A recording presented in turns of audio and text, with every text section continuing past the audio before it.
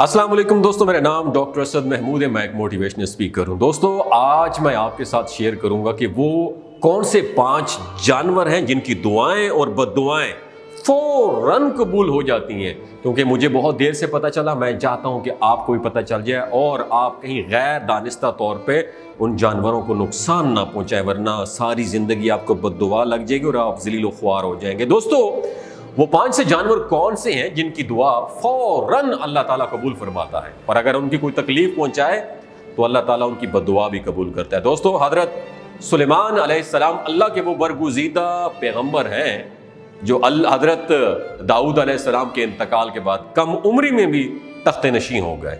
آپ کا سلسلہ نسب حضرت ابراہیم علیہ السلام سے جا کر ملتا ہے، اور اللہ تعالیٰ نے حضرت سلیمان علیہ السلام کو بہت سے معجزے عطا فرمائے تھے، جن میں سے چند یہ ہیں۔ نمبر 1، ایسی عظیم بادشاہت جو ان سے پہلے اللہ تعالیٰ نے کسی کو بھی نہیں دی اور نہ ہی اس کے بعد کسی کو میسر آئے گی۔ نمبر 2، انسانوں کے علاوہ جن اور شیاطین کو بھی آپ کے تابع کر دیا گیا تھا۔ نمبر 3، ہوا کو بھی حضرت سلیمان علیہ السلام کے انڈر تابع کر دیا تھا۔ حضرت سلیمان علیہ السلام اپنے تخت پر بیٹھ کر 1 ماہ کا سفر صرف شام کو ہی طے کر لیا کرتے تھے۔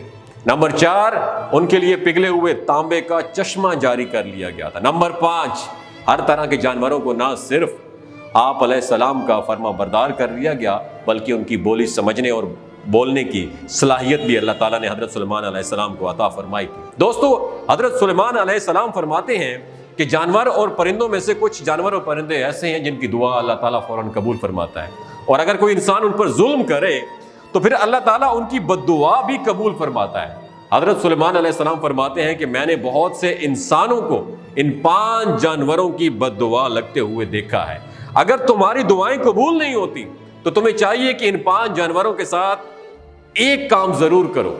اگر ان 5 جانوروں کے ساتھ ایک کام بھی کر لو گے تو اللہ تعالیٰ تمہاری مشکلات کو دور کر دے گا، اور وہ ہے ان کے ساتھ حسن سلوک، ان سے پیار کرنا۔ دوستو یہ 5 جانور یا پرندے کون سے ہیں جن کے بارے میں حضرت سلیمان علیہ السلام کا یہ قول بہت مشہور ہوا ہے اور موجود ہوا ہے؟ موجود بھی ہے کہ ایک مرتبہ حضرت سلیمان علیہ السلام کو انفارمیشن ملی کہ کسی نے کتوں کو زہر دے کر مار دیا ہے۔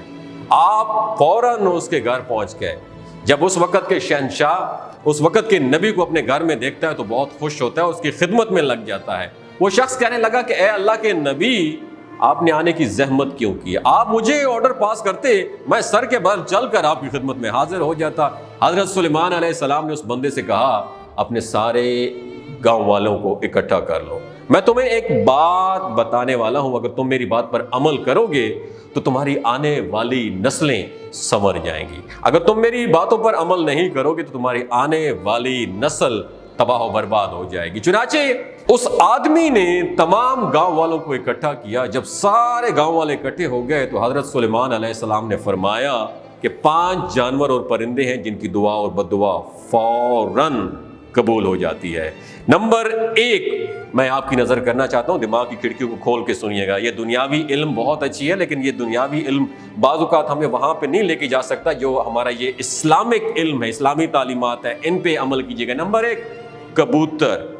حضرت سلیمان علیہ السلام نے فرمایا کہ کبوتر ایک ایسا پرندہ ہے جو اللہ تعالیٰ اور انبیاء علیہ السلام کو پیار کرنے والا پرندہ ہے۔ کبوتر اللہ تعالیٰ اور انبیاء کرام علیہ السلام سے دنیا کے تمام پرندوں سے زیادہ محبت کرتا ہے، اور سب پرندوں کی بنسبت کبوتر زیادہ عبادت گزار پرندہ ہے۔ کہا جاتا ہے کہ کبوتر جب بھی جاگتا ہے تو اللہ کا ورد کرتا ہے اور دن رات اللہ تعالیٰ کی عبادت میں گزار دیتا ہے۔ کبوتر سب پرندوں کی بنسبت زیادہ ہائٹ تک جا سکتا ہے، یہ بہت اونچا اڑتا ہے، جبکہ کبوتر کا پیچھا کون کرتا ہے؟ عقاب کرتا ہے۔ جب عقاب کبوتر کو شکار کرنے کے لیے اسے پکڑنے کی کوشش کرتا ہے تو کبوتر خود کو بچانے کے لیے بہت زیادہ ہائٹ پہ چلا جاتا ہے، جس سے عقاب کے لیے اتنی اونچائی پر جانا بہت مشکل ہو جاتا ہے۔ اس طرح کبوتر خود کو بچانے میں کامیاب ہو جاتا ہے، اور کبوتر یہ سوچتا ہے کہ میں جتنا ہی اونچا اڑوں گا اتنا ہی اللہ تعالیٰ کے پاس پہنچ جاؤں گا۔ یہ تو تھا پہلا پرندہ کبوتر۔ اب ہم دوسرے جانور کی بات کریں گے جس کا نام ہے بلی۔ حضرت سلیمان علیہ السلام نے بلی کے بارے میں ارشاد فرمایا کہ میں نے بے شمار متقی اور پرہیزگاروں کو دیکھا ہے جنہوں نے اللہ تعالیٰ کی یاد میں دن رات گزارے ہیں۔ اللہ تعالیٰ نے ان لوگوں کی دعائیں اتنی جلدی قبول نہیں کرتا جتنی جلدی بلی کی دعا قبول کرتا ہے۔ بلی کی دعا اور بد دعا بہت ہی جلد قبول ہو جاتی ہے۔ بلی کی دعا میں بہت اثر ہے دوستو۔ بلی جس شخص کو دعا دے دے وہ شخص کامیاب ہو جاتا ہے، اور اس کے ساتھ ہی بلی کی بد دعا بھی بہت بری ہوتی ہے۔ جس شخص کو بھی بلی بد دعا دے دے تو اس کی دنیا اور آخرت دونوں برباد ہو جاتی ہے۔ حدیث میں آتا ہے کہ رسول اللہ صلی اللہ علیہ وآلہ وسلم فرماتے ہیں کہ ایک عورت نے ایک بلی کو باندھے رکھا، نہ اس عورت نے بلی کو کھانے پینے کو کچھ دیا اور نہ ہی اس کو کھلا چھوڑا، اور کچھ نہ کھا سکی نہ پی سکی، چنانچہ اس وجہ سے وہ بھوکی پیاسی مر گئی۔ اس وجہ سے اللہ تبارک و تعالیٰ نے اس عورت کو جہنم میں داخل کر دیا۔ یعنی کہ بلی کو گھر میں اس طرح رکھنا کہ اس کو کھانے پینے کی کچھ بھی چیز نہ دے اور نہ ہی وہ خود کھا سکے تو اسے بند کر دینا، تو ایسے شخص کا ٹھکانہ صرف جہنم ہی ہوگا۔ تیسری چیز یاد رکھیے گا، تیسرا پرندہ ہے چڑیا۔ پھر حضرت سلیمان علیہ السلام نے فرمایا کہ چڑیا ایک ایسا پرندہ ہے جس کو اللہ تعالیٰ نے بہت پسند فرمایا ہے۔ حضرت سلیمان علیہ السلام نے چڑیا کی 3 خصوصیات بیان کی ہیں۔ نمبر 1، جب ایک چڑیا صبح سویرے اٹھتی ہے تو اللہ تعالیٰ کی حمد و ثنا کرتی ہے۔ نمبر 2، چڑیا بہت ہی معصوم پرندہ ہے، اس میں ذرا برابر بھی چالاکی نہیں ہے۔ نمبر 3، چڑیا اللہ تعالیٰ پر مکمل بھروسہ رکھتی ہے۔ چڑیوں کو جہاں کہیں بھی کھانے پینے کو ملتا ہے وہ کھا پی کے چلی جاتی ہیں، اور وہ دوسرے دن کے لیے کچھ بھی ذخیرہ نہیں کرتی ہمارے انسانوں کی طرح۔ چڑیا اللہ تعالیٰ پر بہت بھروسہ کرتی ہے، اس کا یقین ہے جو ہمیں صبح زندگی دے گا وہ ضرور ہمیں کھانا بھی کھلائے گا، اور اللہ ہی ہمارے لیے کافی ہے، ہمیں کچھ بھی جمع کرنے کی ضرورت نہیں ہے۔ نمبر 4، چوتھا جانور کتا ہے۔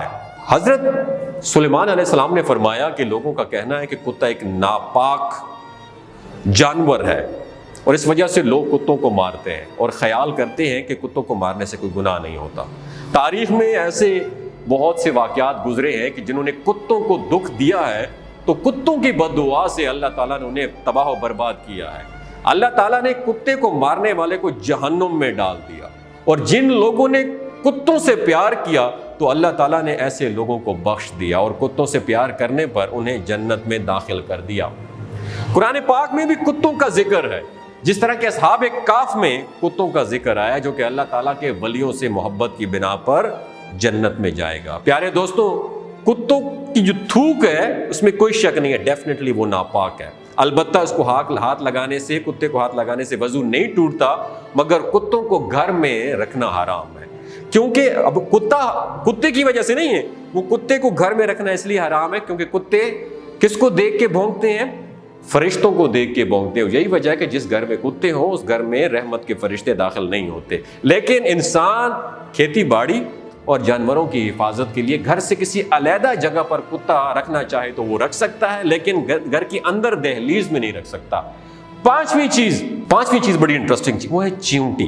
حضرت سلیمان علیہ السلام فرماتے ہیں کہ ہم لوگ چیونٹیوں کو ایک عام جانور سمجھتے ہیں اور اسے پیروں تلے رون دیتے ہیں۔ آپ علیہ السلام فرمانے لگے کہ ہم لوگ چیونٹیوں کی اہمیت کو سمجھ لیں تو بھول کر بھی چیونٹیوں کو کبھی زندگی میں نہیں ماریں گے۔ سورہ نمل مکمل طور پر چیونٹیوں کے بارے میں ہے۔ قرآن پاک میں بیان ہوتا ہے کہ حضرت سلیمان علیہ السلام اللہ کے نبی تھے، اللہ تعالیٰ نے پوری دنیا کی حکومت انہیں عطا فرمائی۔ حضرت سلیمان علیہ السلام کا گزر ایک ایسے علاقے سے ہوا جہاں چیونٹیوں کی بستی تھی۔ ایک چیونٹی حضرت سلیمان علیہ السلام کے لشکر کو پاس آتے ہوئے دیکھتی ہے تو دوسری چیونٹیوں کو بلند آواز میں پکارتی ہے کہ حضرت سلیمان علیہ السلام کا لشکر آ رہا ہے، حضرت سلیمان علیہ السلام کے لشکر سے دور ہو جاؤ، کہیں ایسا نہ ہو کہ تم سب حضرت سلیمان علیہ السلام کے لشکر کے نیچے آ کر کچلی جاؤ۔ جس پر حضرت سلیمان علیہ السلام اس چیونٹیوں کی بات کو دور سے سن کر مسکرا دیتے ہیں۔ دوستو، چیونٹیاں بھی انسان ہی کی طرح زندگی بسر کرتی ہیں۔ جدید دور نے یہ بھی ثابت کیا ہے کہ چیونٹیاں بستی بنا کر ایک کمیونٹی میں رہتی ہیں۔ چیونٹیاں اپنی بستیوں میں اس طرح رہتی ہیں جس طرح انسان اپنے معاشرے، سوسائٹی، کمیونٹی میں رہتے ہیں۔ حضرت سلیمان علیہ السلام نے فرمایا کہ جو کوئی بھی چیونٹیوں کو مارتا ہے تو اللہ تعالیٰ اس سے رزق چھین لیتا ہے۔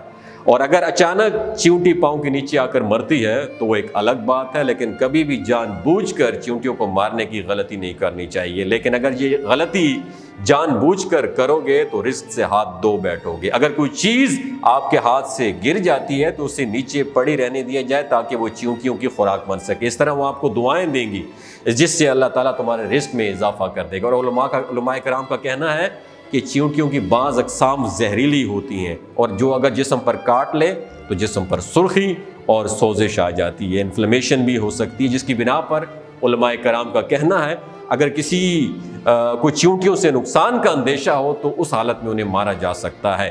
دوستو، حضرت سلیمان علیہ السلام نے یہ 5 باتیں لوگوں سے بیان کرنے کے بعد فرمایا کہ میں اب سب کو ایک راز کی بات بتانے والا ہوں۔ آپ نے دماغ کی کھڑکیوں کو کھول کے سننا ہے، کیونکہ کبھی بھی جانور اور پرندے کو جان بوجھ کر نہ مارو، کیونکہ وہ بھی اللہ کی مخلوق ہے۔ ہمیں اللہ پاک کی مخلوق کو کبھی بھی نقصان نہیں پہنچانا چاہیے۔ اللہ کی مخلوق سے جتنا ہو سکے اتنا پیار سے پیش آنا چاہیے۔ آخر میں دوستو، اللہ تعالیٰ سے دعا ہے کہ اللہ تعالیٰ ہمیں جانوروں سے پیار کرنے اور ان سے اچھا سلوک کرنے کی توفیق عطا فرمائے، آمین ثم آمین۔ آپ نے نیچے کمنٹ سیکشن میں ضرور بتانا ہے کیا ان 5 پرندوں اور جانوروں کے بارے میں آپ کو علم تھا؟